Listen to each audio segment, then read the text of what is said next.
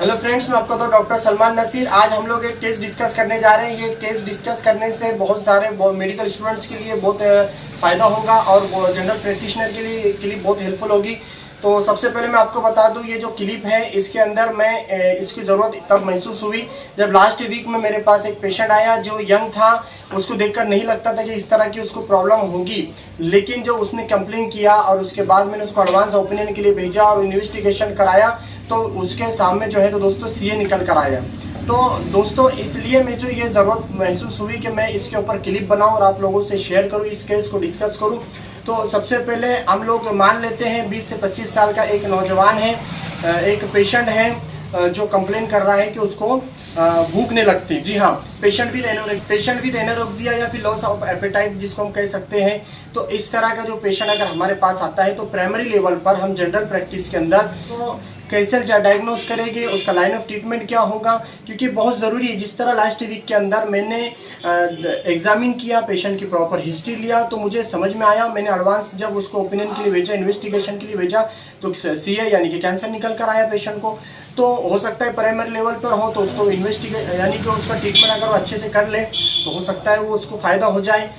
तो सबसे पहले दोस्तों इस तरह का अगर कोई पेशेंट आता है तो उससे हमको कुछ जनरल सवालात करना है। जिस तरह से सबसे पहले उसको पूछना है कि do you have any fever, यानी कि किसी किस्म का आपको बुखार है क्या, क्योंकि all types of fever are followed by anorexia. जितने भी किस्म के बुखारात है या बुखार है या फिर जो फीवर आता है, टेम्परेचर बढ़ जाता है बॉडी का, उसकी वजह से दोस्तों लॉस ऑफ एपेटाइट या एनोरेक्सिया की कंप्लेन होती है, भूख ना लगना। फिर उसी के साथ हम उसको पूछेंगे are you taking any medicine regularly, किसी किस्म का मेडिसिन आपको चालू है, रोजमर्रा आप मेडिसिन लेते हैं। विजुनोसाइड्स, डिजिटलीज, एंटीबायोटिक्स, एंटी मलेरियल्स। जी हाँ, ये दोस्तों इस किस्म की कुछ मेडिकेशंस होती हैं जिसकी वजह से भूख ना लगने की प्रॉब्लम आती है। जी हाँ दोस्तों, कुछ मेडिकेशंस के इस्तेमाल से भूख ना लगने की प्रॉब्लम होती है। बहुत सारे लोग मेडिकेशंस यूज़ कर रहे हैं और उसकी वजह से उनको भूख नहीं लगती।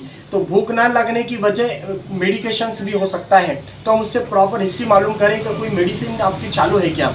साथ ही उसको क्वेश्चन करें दोस्तों, do you have any addiction, किसी किस्म का उसको एडिक्शन है क्या। जो मेरे साथ पेशेंट था, मेरे पास जो पेशेंट आया था उनको गुटखा और टोबैको का एक एडिक्शन था।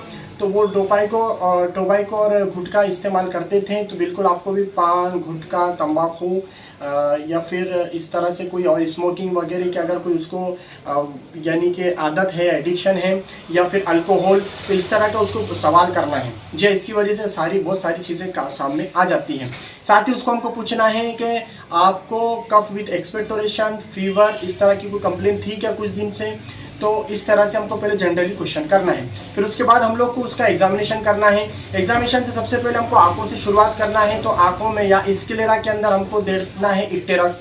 जी हाँ, फिर उसके बाद जुबान का एग्जामिनेशन करना है। जुबान के एग्जामिनेशन के अंदर हमको देखना है पैलर है या फिर एथोस अल्सर्स जो होता है, क्योंकि दोस्तों एनीमिया जो है ये एनोरेक्सिया या फिर लॉस ऑफ एपेटाइट का बहुत ही अहम वजह है। और अगर रूल आउट होता है कि इसको एनीमिया है, अगर हमारे एग्जामिनेशन से हमको रूल आउट हो रहा है कि इसको एनीमिया है, तो उसके साथ में एसोसिएटेड सिम्टम्स अगर कुछ नजर आते हैं उससे इसलिए पूछना है कि आपको, यानी कि अब एनीमिया के रूल आउट के लिए हमको एडवांस में और कुछ बातें पूछना है। जिस तरह से लोअर लिम्स के अंदर आपको किसी तरह का खिंचाव, दर्द वगैरह होता है क्या, या फिर आपको चलने में दम लगता है क्या, सांस फूलती है क्या।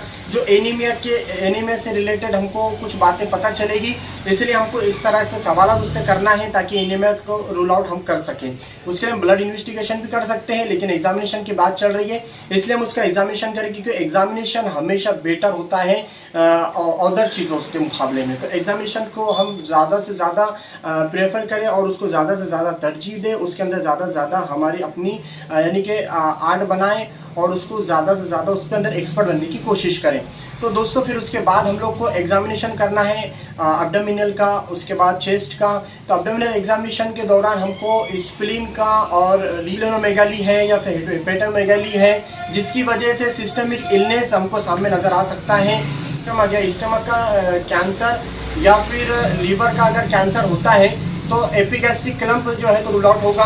तो एग्जामिनेशन करना है चेस्ट का, जिसकी वजह से ट्यूबरकुलोसिस, क्योंकि दोस्तों ट्यूबरकुलोसिस, जी हाँ, ट्यूबरकुलोसिस में या पॉक्स के अंदर लॉस ऑफ एपेटाइट या एनोरेक्सिया, तमाम बातों का खुलासा ये है कि हमको पैलर, इसके अलावा इक्टेरस, इसके अलावा एनीमिया, मेडिकेशंस के साइड इफेक्ट्स, इसी तरह से रोज़मर्रा की जो लाइफ स्टाइल है, स्क्लेरोसिस, इसके अलावा सीए यानी कि कैंसर, ये सारी चीज़ों को रूल आउट करना होता है। एक पेशेंट आया है लॉस ऑफ एपेटाइट, हम उसको जनरली बस ऐसे हल्के में ले लेते हैं, लेकिन ऐसा नहीं है और उसको अच्छे से रूल आउट करेंगे। जो मेरे साथ लास्ट वीक केस हुआ, इसीलिए मुझको अच्छे से ये बताना मैं ज़रूरी समझ रहा हूँ कि बहुत ही ज़रूरी है कि हम रूल आउट करें उसकी हिस्ट्री प्रॉपर मालूम करने के बाद। अब ये तमाम बातें हमने अगर कर ली है, उसके बाद अगर किसी तरह की कोई पैथोलॉजिकल अगर कोई कंडीशन सामने नहीं आती है, कोई डिजीज़ सामने नहीं आती है, तो जनरली प्राइमरी लेवल पर हम लोग उसको मल्टीविटामिन यानी कि बी कॉम्प्लेक्स वगैरह का इस्तेमाल कर सकते हैं। हम जो एंटी वॉर्म्स के लिए कोई मेडिकेशन दी जाती है उससे भी काफ़ी फ़ायदा हो जाता है। उसके अलावा हम लोग उसको जो भूख बढ़ने के लिए, एपेटाइट के लिए जो मेडिकल स्टिमुलेट के लिए जो मेडिकेशंस होती हैं वो भी दे सकते हैं। साथ ही में उसके डाइट पर खास रिच डाइट या फाइबर्स या प्रोटीन्स या फिर इस तरह से उसके डाइट्स में हम चेंज कर सकते हैं। उसको एक्सरसाइज की यानी कि एडवाइस कर सकते हैं। तो फिर एक्सरसाइज वगैरह, फिर या ज़हनी तान तनाव, ये सब चीज़ों का डिपेंड करता है भूख ना लगने के ऊपर। तो इस तरह से उसकी काउंसलिंग करके उसको जो है तो अच्छे से हेल्प कर सकते हैं। दोस्तों ये थे जनरल या प्राइमरी लेवल पर एक पेशेंट का जो है तो एग्जामिनेशन। दोस्तों इसी तरह के बहुत सारे केसेस हैं, उसको हम एग्जामिनेशन करना कैसे किया जा सकता है, उसको लोग कैसे हमको हेल्प होगी। तो तमाम बातों को जानने के लिए इस चैनल को मेडिकोस लाइफलाइन को आप जरूर सब्सक्राइब करें और हमारी इस क्लिप को आप मेडिकोस के अंदर ज़्यादा से ज़्यादा शेयर करें। Thank you very much.